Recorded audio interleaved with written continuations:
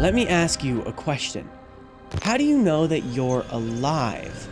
Well, your heart is beating, your blood is flowing, you can think and perceive, you can feel and remember, you could love or regret, all of which are things that we have come to associate with life. But when we get old or something goes wrong, these processes, which sustain the momentum of life, can stop. This is death. Death is unavoidable. It is, at its core, the complete and total absence of life. Isn't it? Depending on who you ask, the definition of death is going to be different. Whether it serves as the final end to consciousness, beyond which nothing can exist, or it's a cycle that continues for eternity. Theology aside, the only aspect of death that we can all seem to agree on is the physical death. I've always been fascinated with the afterlife, which I don't think is an experience unique to me. We as people have a natural proclivity to inquire, which explains why we've spent most of our history looking for answers in the unknown and undiscovered. From the coldest corners of space to the darkest depths of the ocean, we question now where the boundary lies between the physical and the non-physical. Then what makes the question, are ghosts real, so difficult to answer? I mean, the question has been speculated for centuries, and the topic has been approached by countless experts across various fields of research. Well, the answer lies in the natural elusive nature of what we call supernatural. It seems the most common type of paranormal experience is one that someone happens by. When evaluating an experiment, one of the most important factors to consider is whether the results can be replicated. As it stands, we don't have a reliable method that consistently and reliably triggers a paranormal event to happen. That to say, we lack the evidence to say definitively that ghosts exist. This is what often makes the paranormal a controversial subject. Whether you believe in ghosts or not, you've definitely at least considered the question, what happens when we die? We don't know, but almost as interesting as the intricacies of death are the mechanisms behind life. Thanks to centuries of research and decades of observation, we now know a little bit more about what happens while we're alive, both consciously and unconsciously. At the core of your existence, of our existence, is the brain. Your brain is the reason you're alive. It is the central processing unit of life.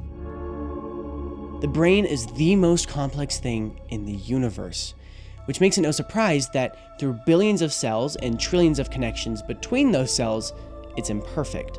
Even while sitting there, your brain is transmitting thousands of signals about what you see, hear, taste, feel, or remember. This is why your brain often takes shortcuts in order to help you understand something faster.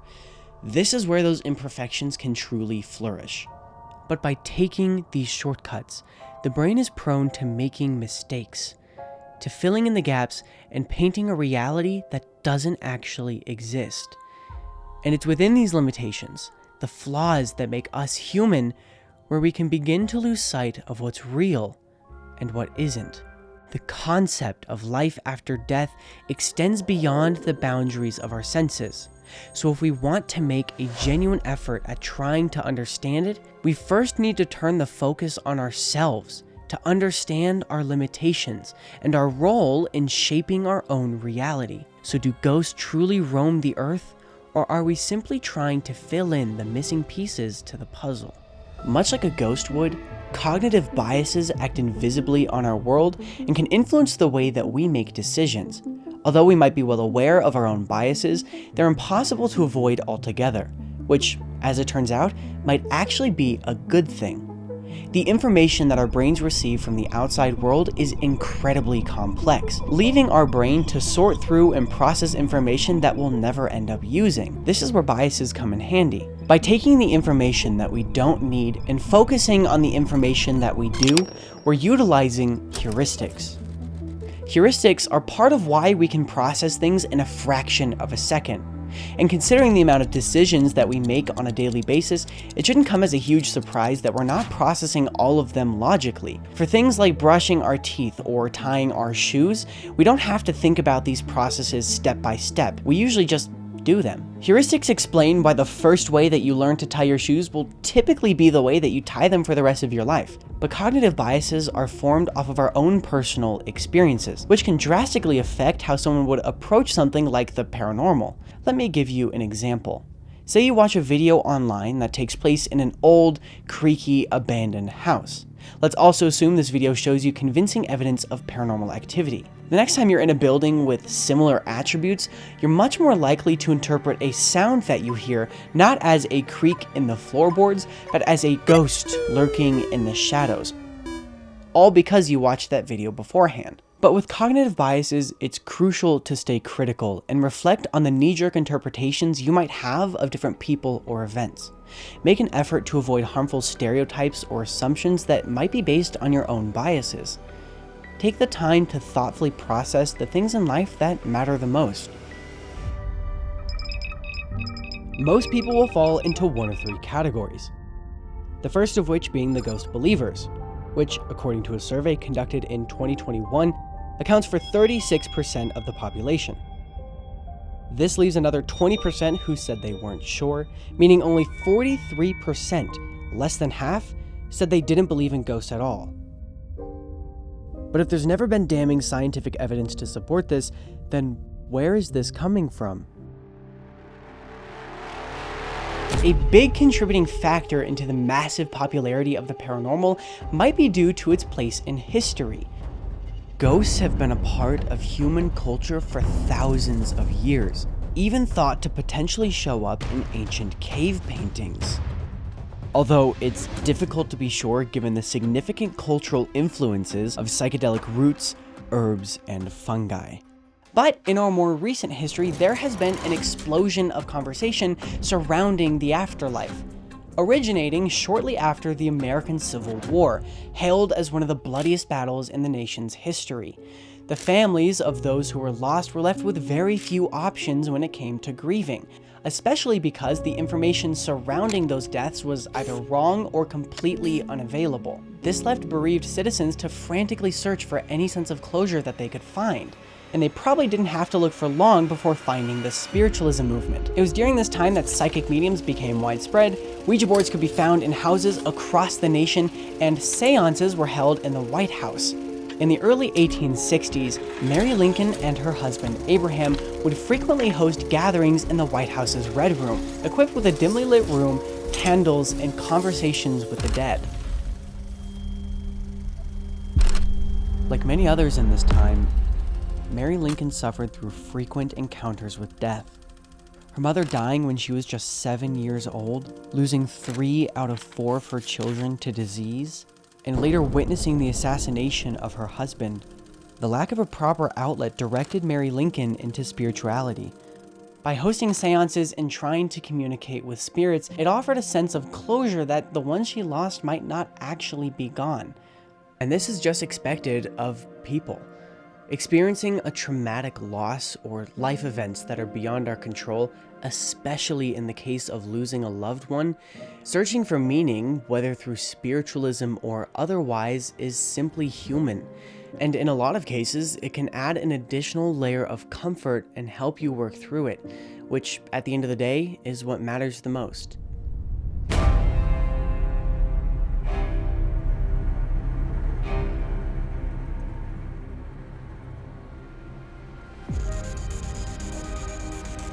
This is a spirit box, a specialized receiver designed to cycle through radio frequencies and output the voices of the dead. The device is one of the most popular tools used when investigating the paranormal. The standard practice typically involves placing the device in an area thought to be haunted. As it cycles through different stations, one or more people will ask questions, then listen closely to catch any responses that might come through.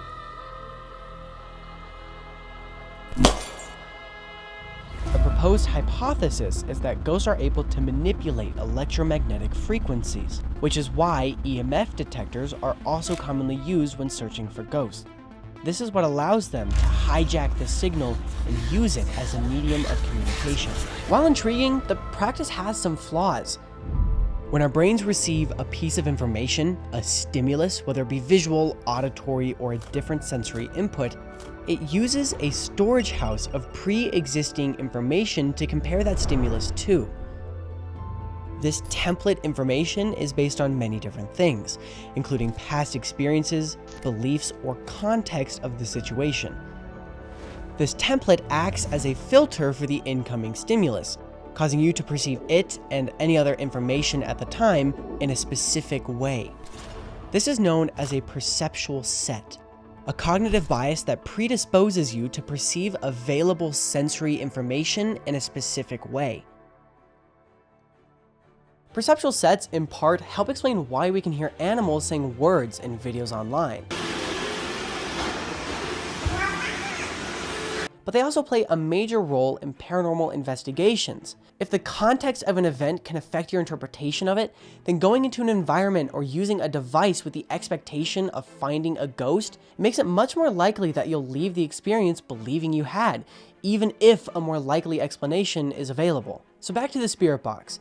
While listening intently to the ambiguous jumble of words that come through, the expectation of hearing words that align with each question being asked makes it much easier to identify responses that make sense.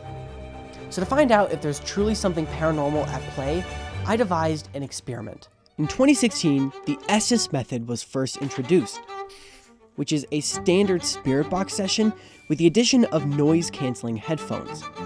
One person, the interpreter, will wear the pair of headphones that are then connected directly to the spirit box. Then, a different person can ask a series of questions while the interpreter simply relays the words they can hear coming through. To try this out, I invited a few participants to try the Estes Method at a location claimed to be one of the most haunted in the United States, the Stanley Hotel.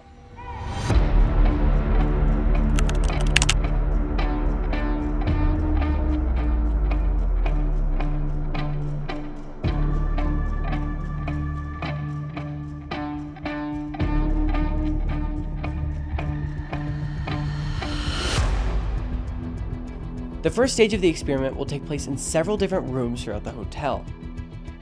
We'll try to gather as much information as possible, asking a wide range of questions to see what kinds of responses, if any, we can receive. And because the Estes Method isn't intended to rely on the words from the radio itself, I removed the antenna from our spirit box altogether to limit the amount of outside radio interference that could make it through. Our first session will take place in the billiards room, where patrons are commonly believed to drink, smoke, and play games of pool as if they were still alive. We then moved up to a room known as the attic, where a man named Lord Dunraven is believed to make frequent visits.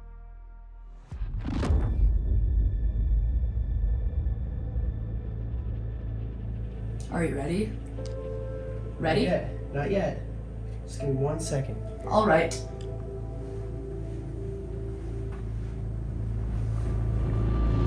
Go. I just push record. I got this on video. Are you sure you're going? I am now. Yes? Yes. Go. Okay. Well, hi there. Hello, ladies. Hi. Hey. Hey. Hey. What happened? Where are we? At the When? Stanley Hotel. When are we? 2023. Go. Let's Your. check out. Go your. So quiet. Is there anyone Us in this room. here? Yeah, we're talking about you guys. You're here. We are. We're with you. In this room. Are you okay? Sad. Why are you sad?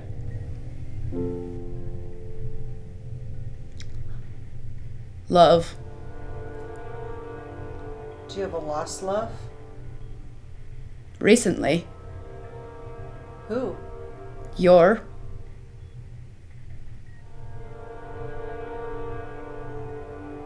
Your what? Are we asking too many questions about that? Listen. Listen.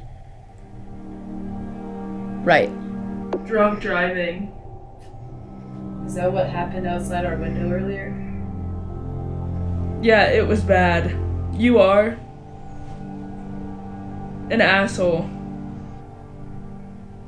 Gone.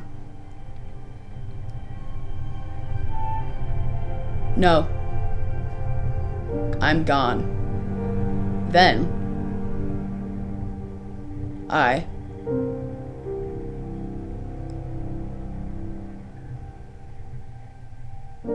died. Real mature. Are you fighting with someone? Seriously. This is the end. I'm in.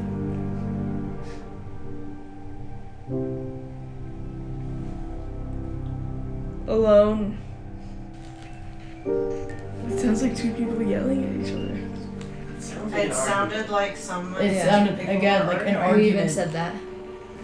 Can you tell me today's date? What year is it?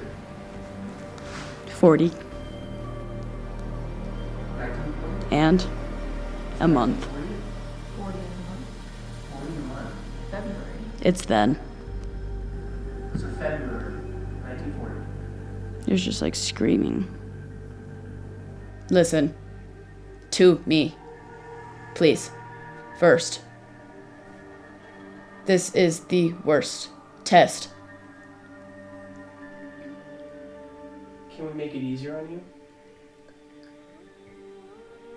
How can we make this better?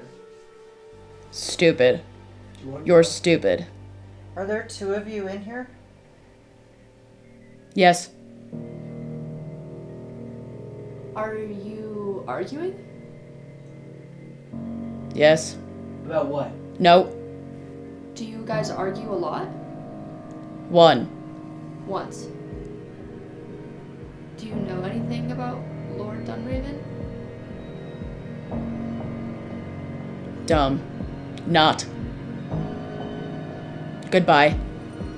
I'm sorry, we won't talk about that. You did that. What did I do? Anyways. Are you Lord Dunraven? Right. So you're done with it. Oh. Maybe. Are you still here? Is there a problem? No. Do you want to be here? Okay. You're a kid. So passive.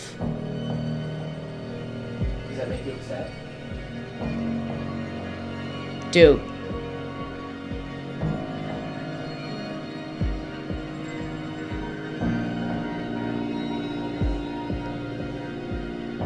Better. What happened next? Back at it. And then You have to do the war? me will take them here. Two. Who here?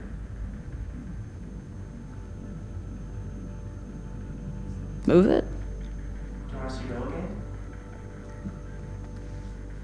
Do you get it? No. What's so What would you do when you took them here? hard? Does someone want to try this before we leave? Yeah, come here. Told us you came here in 1940. It's awful. What happened? Enough. Change. Do you want someone else to ask you questions? You.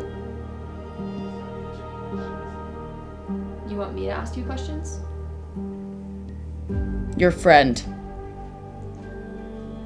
Which Carlin? Her.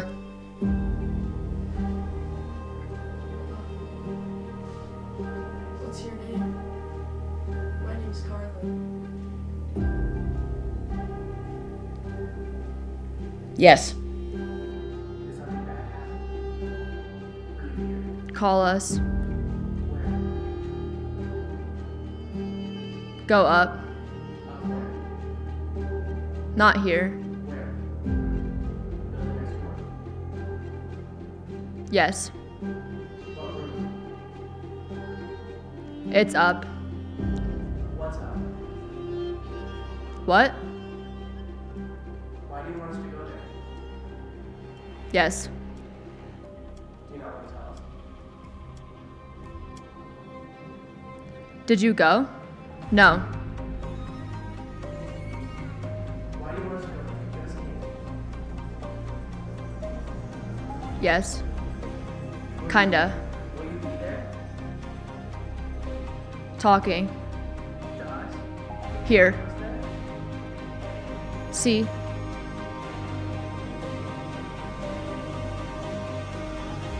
It's stupid. What? Yes. No. Once you're at the building next door, you can talk to me there. Just something to tell us. No, no. You have something to show. Yes. Trust. Just to verify, you want us to go to the building next door to talk to you. Me? Yes.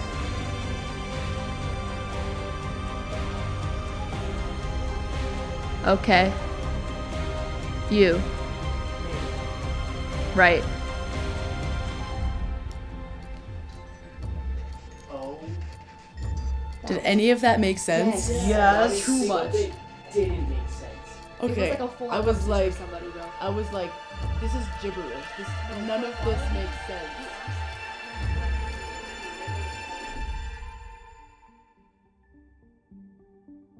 The results we got actually kind of surprised me.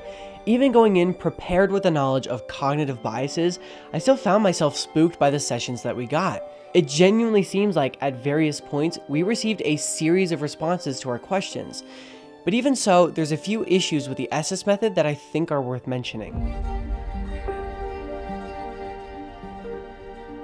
Even though the Estes method reduced the opportunity to misinterpret the words that were coming through, there were still a few pre-established expectations that might have influenced the results of the experiment. For starters, the location itself is supposed to be haunted, meaning the person with the headphones might still subconsciously be searching for words that fit into that context. This includes things like names, yes or no, or things that on their own just sound scary. Dead. There's also the fact that even if the words themselves weren't influenced by each question that was being asked, the interpretations made by everyone else were. Several times during the experiment, our group would receive a response that didn't even remotely line up with the question that was asked, but that didn't stop us from scrambling to find an explanation that could force the response into a meaningful context. This cast enough doubt onto the validity of the experiment that I wanted to take it just a step further to find out just how influential the mind is when using devices like the spirit box. Which brings me to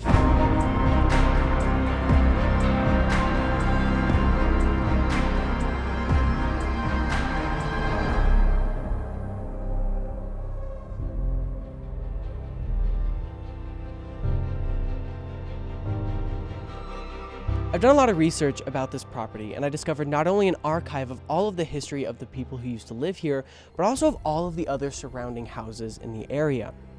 And what I found out was that this was one of the very first houses to be built in this area. In 1980, Ted and Laura Ranger built this house at the dead end of the road. It was in the same year that they had a daughter named Delilah, who ended up being raised here at the property. And because there was a lot of open fields and forests available, she would spend a lot of time playing outside. This is what eventually got her killed. One day, when Delilah was playing in the road, a car came over the hill and struck her. The driver quickly left the scene, leaving Delilah in the road, where she eventually passed away. Her parents discovered her body not soon after. Then a few years after, Ted and Laura left the house, and no one's been living here since, leaving it abandoned and decaying for the last 30 years. But maybe there's still some life left inside, and we can uncover the story of Delilah after she was killed when she was just 6 years old. Are you ready? Ready? For what?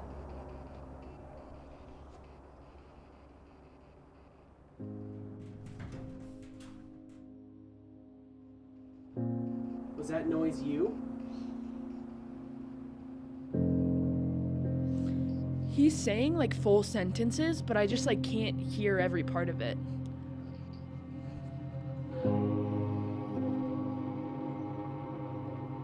No. I'm sending a message.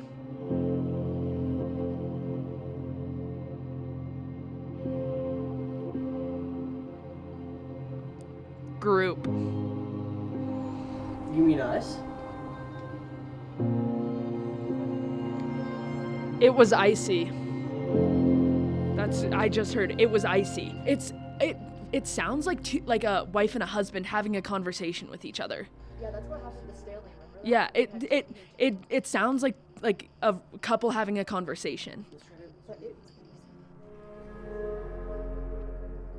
I'm so sorry. Sorry for what? I didn't know. What didn't you know? What's your name? Mother. Are you Laura? Leave now. Why do you want us to leave? This little girl. What little girl? It was terrible. What was terrible? Are you talking about Delilah? No. What are you talking about? I'm sending a message. What message? We're listening. Stay out of the house. Do you not like it here? Do you not like us being here? Turn around. Killed. I swear I just heard like yelling like Delilah. I swear. Delilah. Was Delilah your daughter? Darling.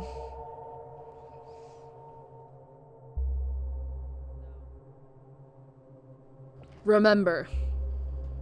Do you remember finding her? Who found her? I walked out of the house. Please leave.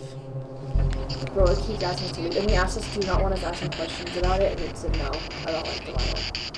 Ellie, you should leave. It's just like the mom being like, why are we talking about this? Like almost. Like they don't want to talk about like their daughter.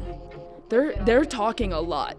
I think someone else should get like a perspective of it to talk.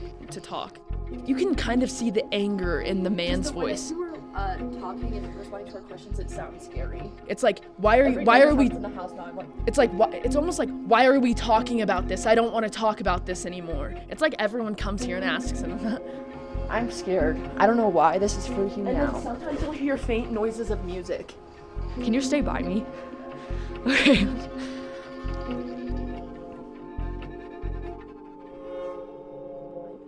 Are you mad at someone who's here? No. Ted, is that you? Family. Are you still here? This house.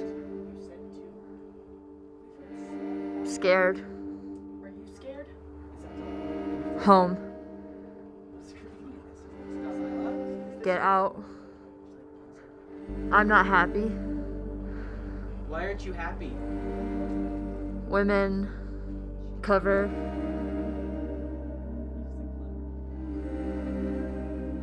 It got covered up. Remember me. Hi. Hi. 1, 2, 3, 4, 5, 6. Do you want to tell us the story of you? You lost me. In the dark. When? You. Liked me? We like you. We like you. Do you like us? Friends. Oh, we're friends. Delilah, is this you? Do we have your story wrong? It just said lose head. I said, do we have your story wrong? Oh my god, I just heard. No, stop, I'm so scared. Gotta go. They said something, and then all of the joy in my heart wiped out of me. Like impending doom. It just feels almost. like I'm involved in something that like is like a family problem. Yeah, no, Like it feels like I'm listening into something that like I shouldn't. Like at the Stanley, it felt more playful. Like they were just trying to talk and whatever and hang out. But here it's like talking about that I'm like just not supposed to be here for that conversation. It Oh my seems God. like there's like misinformation about their daughter. Every time and we keep hearing stuff. Yeah. I feel like. feels I like- feel uncomfortable listening into this conversation. Yeah, I do too. If this has been abandoned for that long, why are people bringing so many papers and just leaving them here? Why are all these papers here? It just says, how many points for finding the axe? Dick Brody, Papa Brody, last name question. Oh my gosh, it says 1995. Why is that here? Oh wait, old computer ad. Bob Gemson, Iru Gemson, Papa question mark, Uncle Julie Glick. And that's a 2000 May 05. Question mark, Mama, question mark, Brody, question mark. Alright, do you guys want to do one more? He, More than anything It was in this moment that Carlin unintentionally discovered the big surprise. Let's rewind for a second. In 1980, Ted and Laura Ranger built this house at the dead end of the road. The one thing that I failed to mention in this clip is that the story was made up. None of the time frames, people, or events ever actually existed. Ted, Laura, and Delilah are all fictional characters that I improvised. And yet, they still found a way to communicate with us through the spirit box. Which is also where the second surprise is. this device isn't on. Wait, what? This device isn't on. The spirit box wasn't even on. For the entirety of the experiment at the abandoned house, the headphones were playing audio that I recorded before arriving.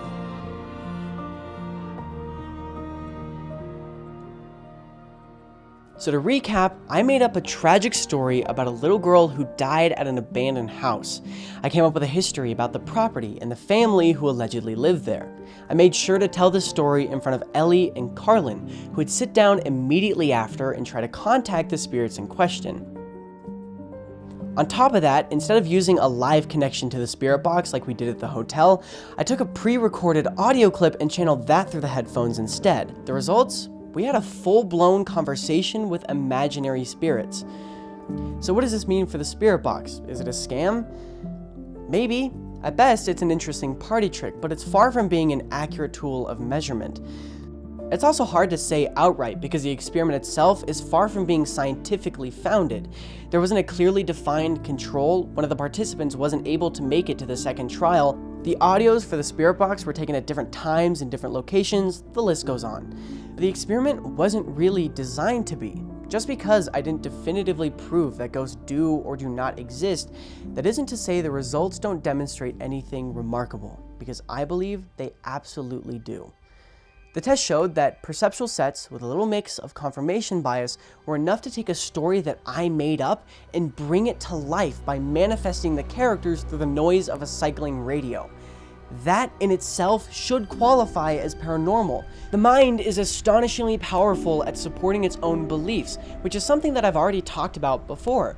But to see that in action and take control of a situation is remarkable. This was truly eye-opening, because while the experiment focused on the paranormal aspects of cognitive bias, this has applications out there in the real world. Every day, without realizing it, you're making decisions or forming conclusions based off your expectations. Whether it's about something you see online, or about someone you know, or with something that you did at work, you're continually at risk of interpreting incorrectly. So that to say, stay critical.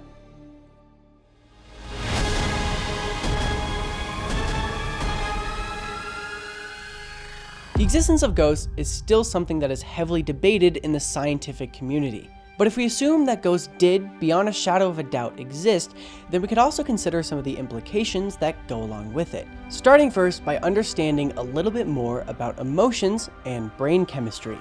The way that your brain functions determines how you think and behave. With every state of mind, with every perception, emotion, or thought process comes a distinct change in brain activity. In a sense, every thought that you have has its own unique neural fingerprint. In fact, it is so unique that these patterns can be used to identify what it is that you're thinking about. This was shown in a research study conducted in 2008, in which researchers from the University of California, Berkeley were able to correctly identify what it was that someone was visualizing with 92% accuracy using nothing but an MRI scan. But how does this relate to ghosts? Well, it has to do with the method of observation used by these researchers, the MRI. MRIs show where blood is present in different parts of the brain. So why did they use this to identify thoughts? Because when a region of the brain wants to become active, it relies on nutrients present in the blood to trigger that activity. This is what MRIs are looking for. The more blood flow a part of the brain has, the more nutrients are available for use, and the easier it is to carry out different cognitive functions. When we die, all parts of our body, including our blood and our brain, go with it. And if blood is what allows our brain to be active, and that activity is the basis of all thought, then how is a ghost, which has neither, intended to think at all? Whatever it is, it would have to be something that ghosts and people have in common. Some have theorized that the brain isn't the origin of thought at all. It is instead a conduit. They propose that, much like how a wire transmits electricity, the brain transmits thoughts, feelings, and emotions that originate from some outside source. Of course, we don't have evidence to support this. Instead, the brain and body are viewed as an independent, electrically isolated system. And that perspective is what the majority of modern medical research depends on. Let's consider hormones as another example. The body has a wide array of methods that it uses to regulate its internal conditions. In other words, maintain homeostasis. One of the ways that it does this is with the hypothalamus. The hypothalamus is the controller of the endocrine system, which produces different hormones that are strongly associated with different physiological processes. This includes things like digestion, heart rate, and blood pressure. However, the hypothalamus also signals the release of hormones that direct emotions, some of the most well-known examples being oxytocin, melatonin, or adrenaline, to name a few. But why is this important? Because differences in the levels of these hormones, or changes in the ratios between these hormones, can cause us to feel different. This is why specific conditions that are caused by chemical disturbances in the brain can often be resolved with the correct hormone regulation medication. This would probably not be the case if emotions came before the observed electrical activity. In other words, these conditions would likely not be responsive to these medications if brain activity didn't determine how and what we think. The key point that I want to get across is that chemical activity in the brain is what determines a state of mind, meaning those chemicals are the essence of consciousness. So the question remains on how a ghost is intended to think, process, or communicate if we know that a brain is required for any of these three things to show up in nature. The physiological requirements of consciousness even applies to animals. And on a physical level, the chemistry of our bodily functions and the chemistry of our brain functions both rely on the exact same materials, and they both abide by the same laws of physics, matter, and energy. So if there was a force that was invisibly dictating cognition, it would also have to dictate the rest of our body functions, which in turn means that it would have to regulate every other biological system because they all follow the same basic principles. Now I understand that the term paranormal literally translates to not normal. To have cognition without a brain is not normal, but my perspective is that it's impossible. Blood and brain aside, there's another component to cognition that is perhaps the most important of all: energy. We're all familiar with the first law of thermodynamics, which states that energy cannot be created or destroyed. Because of that, the only way that we are able to think or affect our environment is by using the energy that we get from food, most notably from the sugars like glucose. If we don't get enough food or energy to drive the chemical reactions that make our existence possible, then eventually we die. At which point, the last bit of free-floating energy that's left over is used for decomposition until the rest of the energy has been absorbed by the environment. If we assumed that part of this process involved emerging as a ghost, that would require some of that energy. Even if this occurs cross-dimensionally or through some mechanism that science has yet to explain, the laws of physics still apply where that death occurs, especially if that ghost were to then contribute energy back into the environment, whether by moving something or creating a noise. So if a ghost were to interact with anything in our universe, we would be able to tell. In fact, it would make the most likely place to find evidence of a ghost in the laboratory. Think about it this way: if you were to conduct any kind of physics experiment, whether kinematic, magnetic, electrical, or otherwise, under the same conditions, you are guaranteed the same result every single time.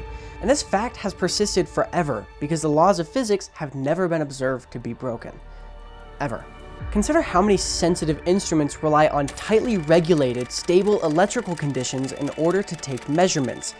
One particularly sensitive procedure is known as single-cell recording, in which the electrical activity of a single neuron in a live sample is measured. Unsurprisingly, this is an incredibly delicate process, relying on just thousands of volts to trigger that activity. This is a fraction of what it would take to light a light bulb, and even less so to move an object. So this would be one of the simplest and easiest ways for a ghost to present itself. And yet, these sensitive instruments have never inadvertently detected that disembodied energy that a ghost would need in order to interact with us. So, do ghosts exist? In my opinion, probably not. But I don't think I'm in a position to make a solid claim for either side. What I do know is that if they do, they haven't awarded us the opportunity to prove it. But at the end of the day, I don't think it ultimately matters. What matters is whether or not you're able to challenge your own beliefs. A good scientist doesn't try and prove themselves right. They try as hard as they possibly can to prove themselves wrong. So as long as you've taken the steps to think critically and logically, you can choose what to believe about the existence of ghosts. After all, our time is incredibly limited, and there's only so much time to take in the natural beauty and mystery of the universe. Right?